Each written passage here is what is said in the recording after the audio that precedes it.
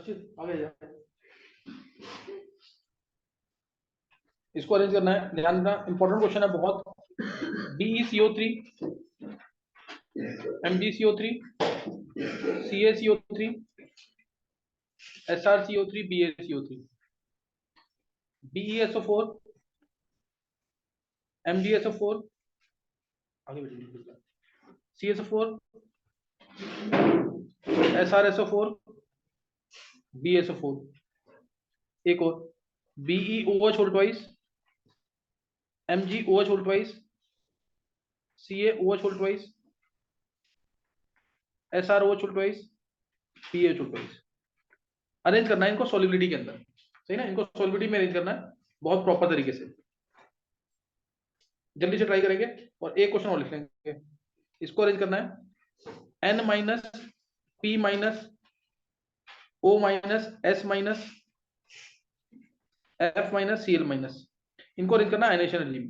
Clear, इनको arrange करना है आयोनाइजेशन एनर्जी में। क्या क्वेश्चन क्लियर है?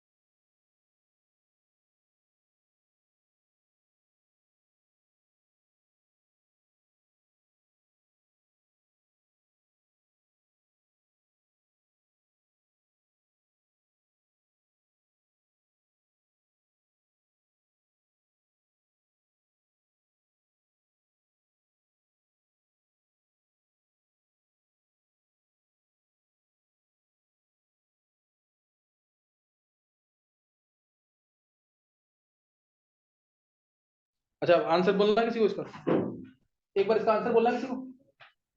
बहुत इंपॉर्टेंट क्वेश्चन है, बहुत बार ये नीट में आईआईटी में हर जगह आए वो क्वेश्चन से वाले। मैं इसका सिर्फ हिंट दे रहा हूँ, जानते मेरे को टॉपिक बाद में कराना था और बहुत बड़ा टॉपिक है सॉल्युबिलिटी। मैं अभी बस इसका आंसर दे रहा हूँ तुम्हें। देखो इसका आंसर, जैसे अगर कोई भी सॉल्ट जैसे NaCl ले लो, नमक पानी में सॉल्युबल क्यों है? Na प्लस है, Cl माइनस है। Na प्लस है और क्या है? Cl minus. Na plus Cl minus, इन दोनों को अलग करना है ना। सॉल्युबल का मतलब क्या है कि ये आयंस अलग अलग हो गए पानी के अंदर, ये मतलब ना। इन दोनों को अलग करना है तो एक क्या देनी पड़ेगी? Lattice energy.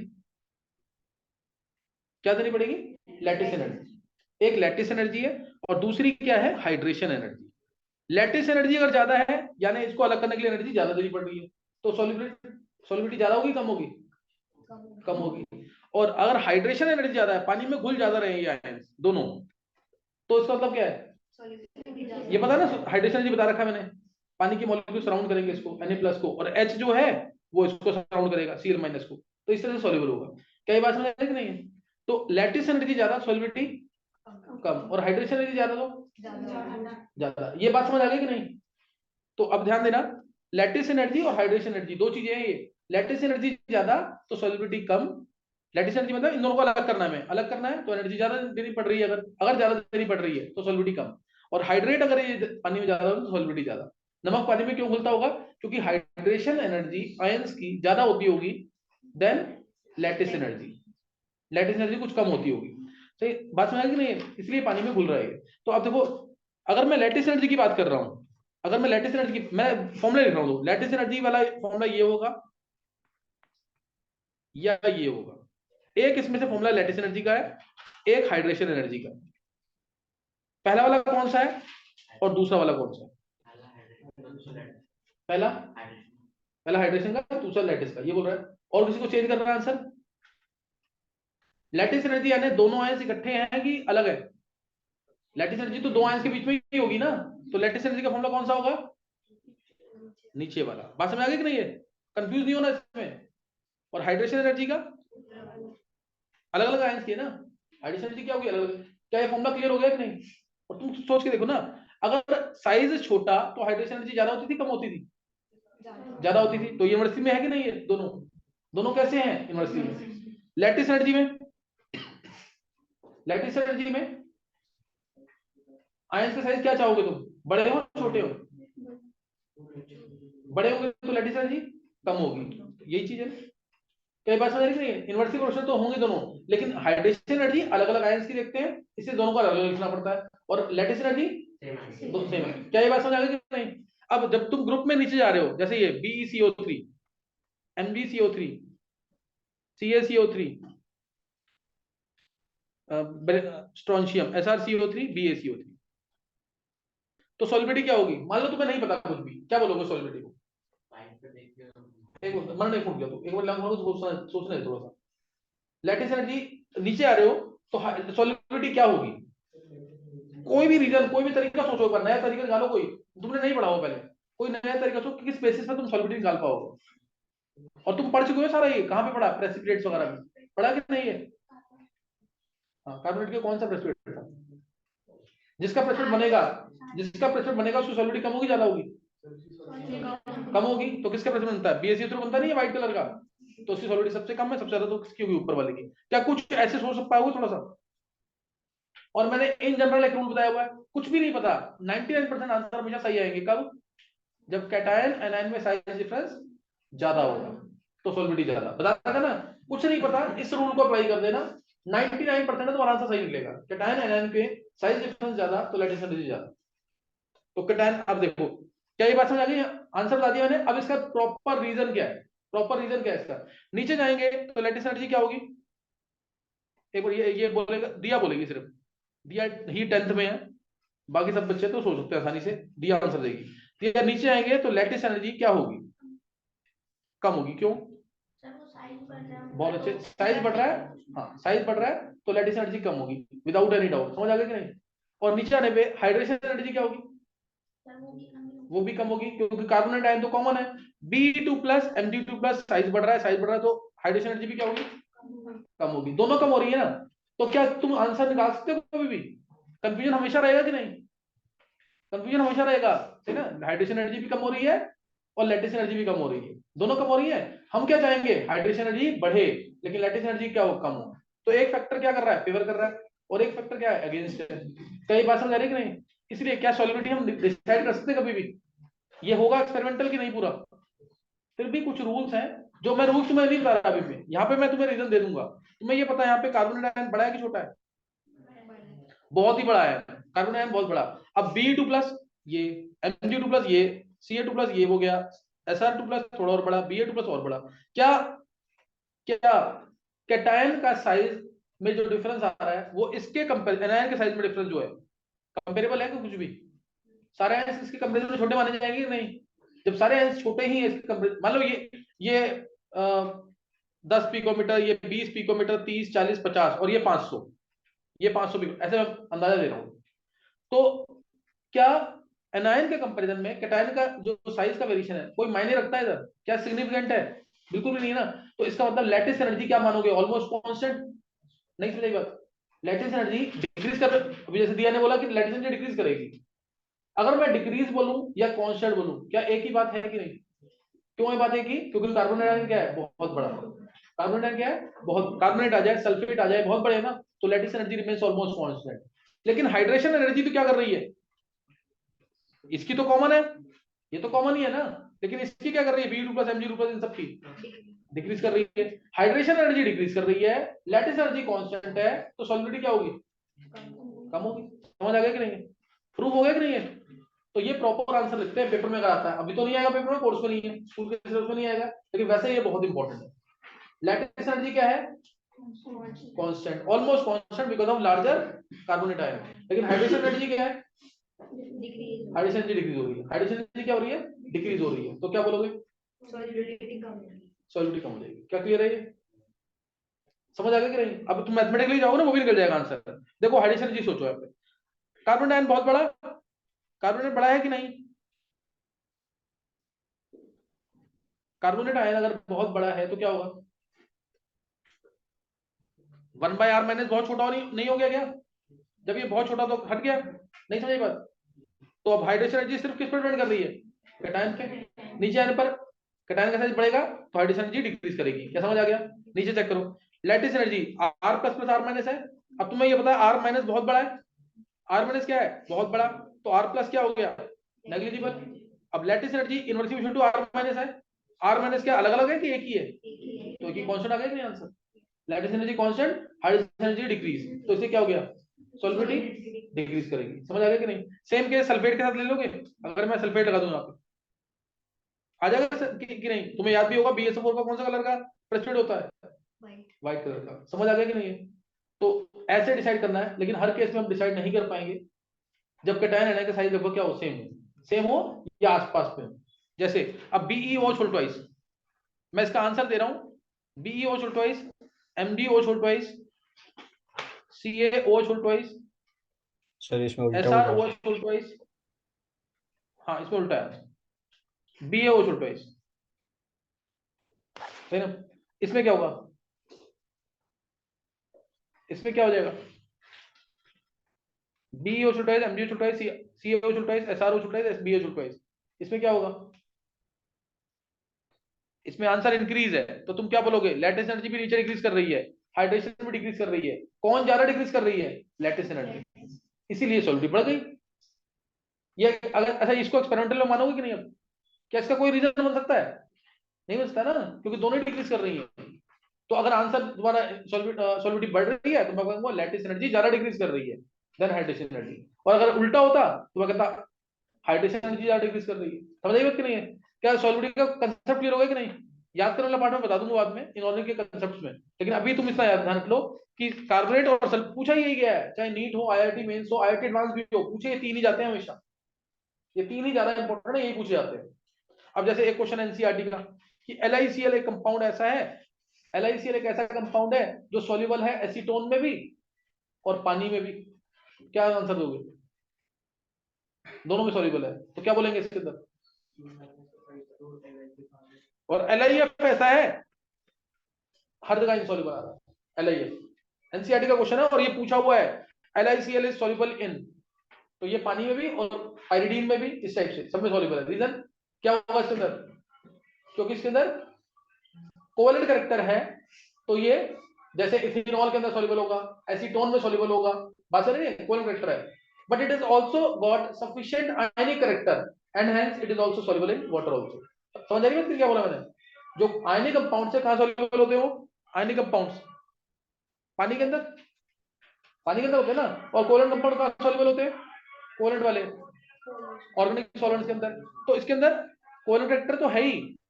LiCl को तुम कोवेलेंट बोलोगे आयनिक बोलोगे, कोवेलेंट।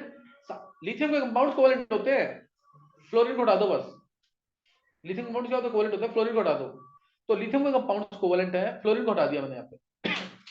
तो अब इसमें क्योंकि ये कोवेलेंट कंपाउंड है, जैसे इसमें 60% कोवेलेंट कैरेक्टर, 40% आयनिक कैरेक्टर, तो इसलिए क्या हो गए, पानी में भी सॉल्युबल, एसीटोन में भी सॉल्युबल, या इथेनॉल में भी सॉल्युबल। पानी तो पोलर हो गया, पोलर में क्यों soluble, because it has got sufficient ionic character, sufficient ionic character है, तो इसलिए पानी में डालेंगे हाइड्रेट भी होंगे और लैटिस एनर्जी भी थोड़ी कम लग जाएगी, लैटिस एनर्जी ज्यादा होगी क्योंकि क्या कहते हैं, दोनों आयंस में अट्रैक्शन होगी, लेकिन फिर भी इतनी नहीं होगी कि ये पानी में सॉल्युबल बिल्कुल ना हो सके। लेकिन LiF, इसकी लैटिस एनर्जी क्या होगी, इसकी लैटिस एनर्जी क्या होगी, बहुत ही ज्यादा होगी ना, Li plus F negative, no doubt इसकी हाइड्रेशन एनर्जी भी ज्यादा होगी, Li प्लस छोटा, F माइनस छोटा, लेकिन फिर भी लैटिस एनर्जी इतनी ज्यादा है कि ये ना तो पानी में सॉल्युबल है, ना ही पाइरिडीन के अंदर, ना पानी में ना इथेनॉल में।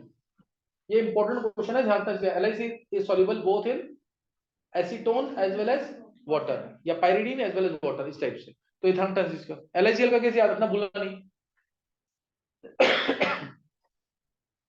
अच्छा नेक्स्ट है सॉलिडिटी वाले, मैंने केस बता दिए, 3 केस रट देना बिल्कुल ढंग से, बेरिलियम कार्बोनेट, बेरिलियम सल्फेट और बेरिलियम हाइड्रोक्साइड वाला। मैंने बेरिलियम हाइड्रोक्साइड और बेरिलियम, बेरियम हाइड्रोक्साइड को चेक करना है कौन सा, एक टेस्ट ट्यूब में बेरिलियम हाइड्रोक्साइड है, एक टेस्ट ट्यूब में बेरियम हाइड्रोक्साइड है। अगर मेरे को पता लगाना है किसमें क्या है, तो क्या डालेंगे, दोनों टेस्ट में पानी डाल देंगे, जिसमें कुछ टाइम के बाद सॉल्युबल हो जाए, वो उसमें क्या है, उसमें क्या हुआ, बेरियम हाइड्रोक्साइड। एक टेस्ट ट्यूब में बेरिलियम कार्बोनेट है, दूसरी टेस्ट ट्यूब में बेरियम कार्बोनेट है, तो क्या करेंगे, दोनों में पानी डाल देंगे, जिसमें सॉल्युबल नहीं होगा वो बेरियम कार्बोनेट है। समझ आएगा कि नहीं, BeO BaO which is more soluble, BeO BaO which is more soluble, BeO मतलब BeO छोड़ ट्वाइस, यही तो मतलब पानी डाला ना, BeO छोड़ ट्वाइस बन गया कि नहीं, तो BaO छोड़ ट्वाइस इज मोर सॉल्युबल। क्या बात समझ आ रही है कि नहीं, BaO छोड़ ट्वाइस इज मोर सॉल्युबल। ये वाले केस में बोलना, इसके बहुत सारे क्वेश्चन, हजारों क्वेश्चन बनते हैं इसके सॉल्युबिलिटी के, लेकिन ये 3-4 जो इंपॉर्टेंट वाले केस है ना, और एस ब्लॉक के लिए बहुत इंपॉर्टेंट है, मैंने तुम्हें सिर्फ वही बताया, मैंने सिर्फ वही बताया, सही है। तो ये चीज ध्यान देना एक बार। नेक्स्ट, अच्छा उस दिन मैंने तुम्हें फिजिकल प्रॉपर्टीज करा दी थी, फिजिकल प्रॉपर्टीज में जो मिस हुआ था वो था डेंसिटी, नहीं बताया था ना ये मिस हो गया था उस दिन, डेंसिटी और एक मेल्टिंग पॉइंट है ना, मेल्टिंग पॉइंट मिस हो गया था, ये दोनों इंपॉर्टेंट है। डेंसिटी अगर मैं बात करता हूँ, लिथियम, सोडियम, पोटेशियम, रुबीडियम, सीरियम, याद करते रहना साथ साथ, ध्यान रखना, अभी तो कंसेप्ट था, भूलने वाला नहीं है, वो कर सकते हो तुम आसानी से। Lithium, sodium, potassium, rubidium, cerium, francium. अब पता मनन जैसे तू कर रहा है ना, एक क्लास मिस मत करियो, सारा काम करियो ढंग से, चाहता ना अगर एडवांस निकल जाए तो फिर जरूर करियो काम, शुरू से लेकर लास्ट तक सारा करियो, कुछ मिस मत करियो। Lithium, sodium, potassium, rubidium, cerium, francium, ये 6 हैं। डेंसिटी बतानी है इसकी, ऐसे ही beryllium, magnesium, calcium, strontium, barium, radium. देखो एक तो विदाउट एनी डाउट पीरियड में जाएंगे, डेंसिटी अगर निकालनी है, डेंसिटी होती है mass by volume, density mass by volume होती है, ग्रुप में क्या होगा, पीरियड में क्या होगा, रास्ता को सोच करके सबको सोचना है, सबको सोचना है, और ट्राई आयुष तू भी करेगा आंसर, एक बार देख क्या आंसर बोलता तू, पीरियड में और ग्रुप में डेंसिटी पे क्या फर्क पड़ेगा।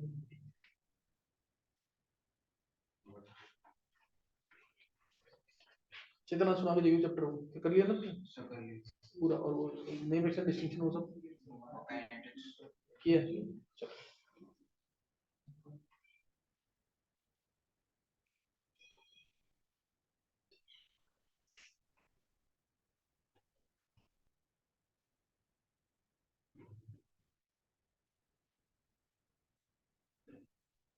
सबसे ज्यादा तो 11th क्लास में ना सिंसियरिटी थी, मतलब निष्ठा भी है, कीर्ति भी है, प्रियंका भी है, मानसी भी है, सबने अटेंड किए बहुत ढंग से क्लासेस, मतलब विदाउट ए मिस।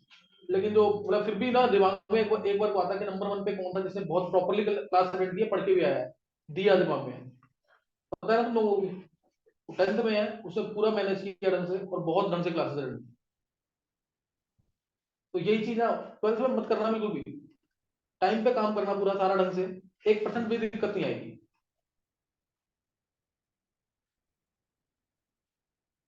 क्लास मत मिस करो, ऑनलाइन क्लास हो, ऑफलाइन क्लास हो, कोई क्लास हो, दिया ने मिस नहीं किया कोई भी, मुझे तो ध्यान आ रहा है। और कभी अगर हुई वन से हुआ भी है तो या तो उसकी मम्मी का मैसेज आ गया या फिर इसका दिया का मैसेज आ गया, कुछ तो कुछ पेपर आ होगा, कुछ तो कुछ दिया ध्यान, मेरे को एक आध मैसेज ध्यान आ रहे हैं बस, मम्मी ने किया शायद, हाँ, कि क्या कहते हैं मिस हो जाएगी क्लास आज इसकी। मतलब रिजल्ट लाने के लिए सिर्फ सबसे इंपॉर्टेंट है लास्ट डे तक, जब तक तुम्हारा पेपर नहीं हो रहा, टीचर के टच में रहना जरूर, चाहे तुम्हारे डाउट्स हैं, चाहे तुम सुना रहे हो, कुछ भी कर रहे हो, नहीं ये नहीं, ये काम नहीं किया ना, फिर रिजल्ट नहीं आने वाला बिल्कुल भी, कुछ भी कर लो तुम।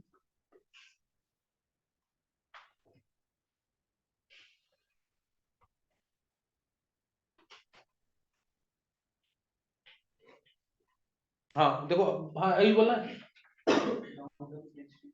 डाउन द ग्रुप डेंसिटी कम होगी और पीरियड में लेफ्ट टू राइट बढ़ेगी। अच्छा तो देख, रीजन दे पहले दोनों का।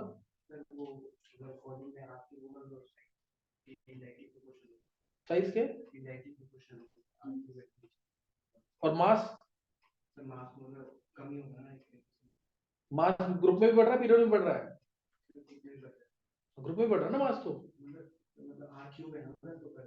आर क्यूब कहाँ है, अच्छा 4/3 आर क्यूब कह रहा है, अच्छा उसके अकॉर्डिंग सोच रहा है तू, बहुत ही ज्यादा एक्स्ट्रा सोचा है, बहुत अच्छा सोचा है, गलत नहीं सोचा, लेकिन सही है। देखो सर, चाहे ग्रुप हो या पीरियड हो, दोनों की केस में डेंसिटी क्या होती है, बढ़ती है, दोनों कैसे बढ़ती है, एक्सेप्शंस है, पीरियड में तो हमेशा ही बढ़ेगी, पीरियड में क्या होगी, हमेशा बढ़ेगी, वो आगे आएंगे एक्सेप्शन की, कॉपर और जिंक आ गया, zinc is less denser than copper, zinc is less denser, ये डी ब्लॉक के अंदर है, 12th क्लास में पढ़ोगे, तो क्यों, बिकॉज इसका साइज बढ़ जाता है जिंक का, इलेक्ट्रॉन इलेक्ट्रॉन प्रेशर की वजह से, और भी रीजन है इसके, वो मैंने तुम्हें कराया हुआ शायद, पीरियोडिक में बता रखा हो शायद, है ना, zinc is less than copper, और भी केसेस हैं ग्रुप में। अब ग्रुप में है, ग्रुप में क्या है, जनरली क्या होता है कि mass is more increasing than volume, mass is more increasing than volume, therefore density also increases on the group, exceptions है इसमें, जैसे सोडियम पोटेशियम, सोडियम पोटेशियम में डेंसिटी कितनी आ रहा है, potassium is less denser, potassium is lighter than sodium, potassium is lighter than sodium, ऐसे ही इसमें इस वाले ग्रुप में भी डेंसिटी बढ़ती है, इस वाले ग्रुप में भी डेंसिटी, दोनों बढ़ती है, पहले केस में प्रॉपर बढ़ती है, but potassium is lighter than sodium, तो ये एक इंपॉर्टेंट पॉइंट है, ऑब्जेक्टिव में आ सकता है, सही ना, ऑब्जेक्टिव में आ सकता है, potassium is less lighter than sodium, क्या रीजन आएगा इसका, पोटेशियम के अंदर एबनॉर्मल इंक्रीज इन साइज आ गया होगा, साइज ज्यादा बढ़ गया होगा ना, वॉल्यूम, यही तो होगा। और अगर तुम निकाल के देखना चाहो तो सोडियम, सोडियम है 1s2 2s2 2p6 3s1, ये आएगा कि नहीं, क्या इसमें बीच में कोई खाली वेकेंट डी ऑर्बिटल्स आ रहे हैं, नहीं आ रहे ना इसमें। और इसके अंदर देखो पोटेशियम के अंदर 1s2 2s2 2p6 3s2 3p6 4s1, अब 3s2 3p6 के बीच में क्या आ रहा है यहाँ पे, वेकेंट आएंगे कि नहीं इसमें, 3d वेकेंट आएगा कि नहीं, तो कुछ तो वॉल्यूम बढ़ेगा। ये रीजन मैंने कब बनाया, जब मैंने आंसर देख लिया एक्सपेरिमेंटली, जब मैंने ऑब्जर्व कर लिया, केमिस्ट्री में यही चीज है, ऑब्जर्व किया और उसके बेसिस पे रीजन बनाए गए, समझे नहीं, इसलिए पोटेशियम लाइटर देन सोडियम, क्या समझ आ गया ये केस ध्यान लेना। अब beryllium magnesium calcium strontium barium radium, इसमें क्या उत्तर है एनसी का,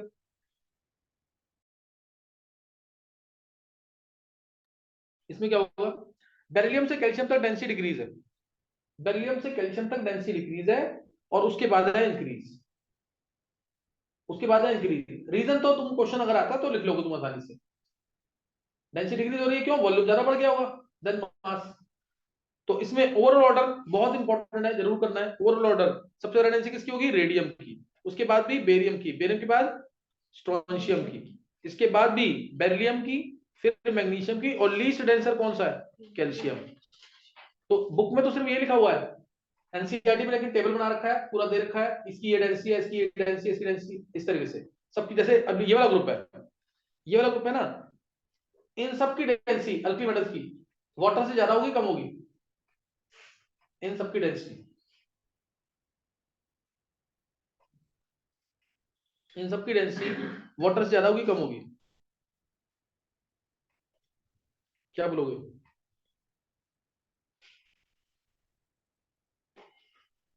सर कम तुम्हें याद होगी। है अभी मैंने, नहीं नहीं, इसमें लिथियम को छोड़ के सबकी डेंसिटी ज्यादा है।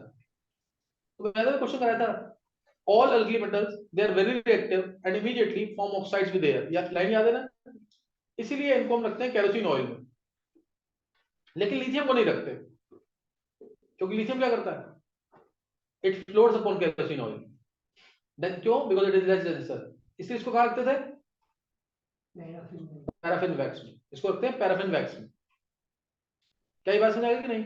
तो ये चीज तुम्हें ध्यान रखनी है। इसको lithium is wrapped under paraffin wax. All alkali metals are kept under kerosene oil. तो केरोसिन ऑयल रखते हैं, नीचे रहेंगे, ऑक्सीजन के कांटेक्ट में नहीं आएंगे, तो हम इसको रख सकते हैं, फ्री स्टेट में रख सकते हैं। लेकिन इसको लिथियम को रखते हैं रैप करके पैराफिन वैक्स में। क्यों? क्योंकि लिथियम तो फ्लोट करता है केरोसिन ऑयल में, फ्लोट करेगा यानी डेंसिटी इसकी कम होगी। अकेला लिथियम है व्हिच इज मतलब lighter, therefore it is wrapped under paraffin wax. क्या याद रहेगा ये? तो इसको ध्यान रखना, नेक्स्ट नोट करेंगे। नेक्स्ट जो टॉपिक है इसके अंदर अब है मेल्टिंग पॉइंट। नेक्स्ट टॉपिक भी लिख देंगे जल्दी से, मेल्टिंग पॉइंट।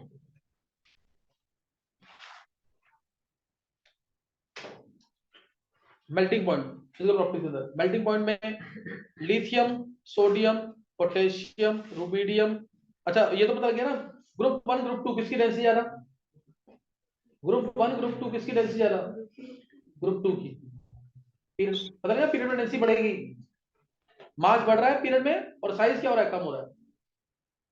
मास बढ़ रहा है, आदित्य तू खड़ा हो रहा है थोड़ी देर के लिए, पीरियड में मास क्या हो रहा है? बढ़ रहा है, और साइज क्या हो रहा है? कम हो रहा है। डेंसिटी क्या होती है? मास में वॉल्यूम। मास बढ़ा, साइज कम हुआ, तो डेंसिटी क्या हो जाएगी? बढ़ जाएगी। Lithium, sodium, potassium, rubidium, caesium, francium, क्या होगा इसमें? Melting sir point. इनका मेटेलिक बॉन्ड की स्ट्रेंथ क्या होगा? ओवरऑल डेंसिटी का ऑर्डर बता दो ग्रुप वन का।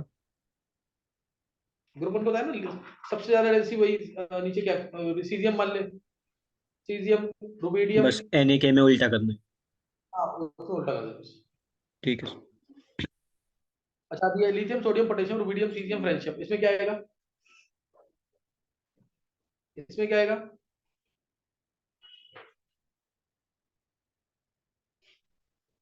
नीचे जाएंगे, साइज बढ़ रहा है, साइज बढ़ रहा है, valence electrons less tightly held होंगे। मेटेलिक, साइज बढ़ रहा है, मेटेलिक बॉन्ड की स्ट्रेंथ क्या हो जाएगी? कम हो जाएगी। इससे मेल्टिंग पॉइंट क्या होगा? कम होगा। मेल्टिंग पॉइंट बॉइलिंग पॉइंट क्या हो जाएंगे? कम हो जाएंगे। ध्यान रखना, metallic bond strength, metallic bond strength is directly proportional to number of valence electrons, is directly proportional to number of valence electrons, inversely proportional to size।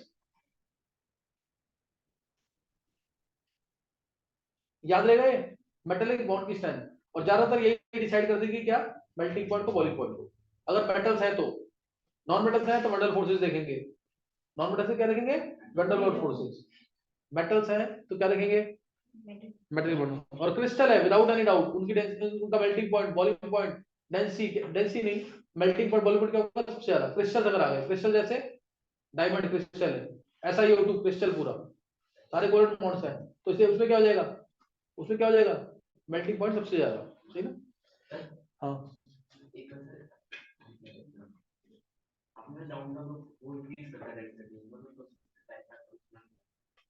नीचे में मास भी बढ़ रहा है, वॉल्यूम भी बढ़ रहा है, mass is more increasing than volume, इसलिए। तो आर क्यूब क्या रह गया? आर क्यूब क्या रह गया?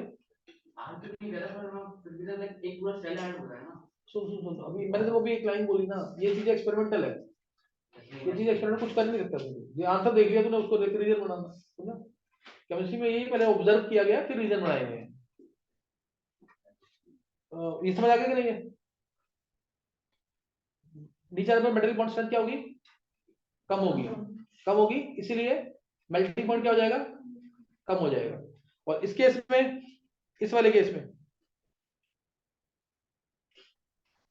मैग्नीशियम बहुत ही इंपॉर्टेंट है। फिर मैग्नीशियम है, मैग्नीशियम पीछे है। क्या रीजन होगा इसका? एक बार रिवीजन करके बता रहा हूँ मैं इसका।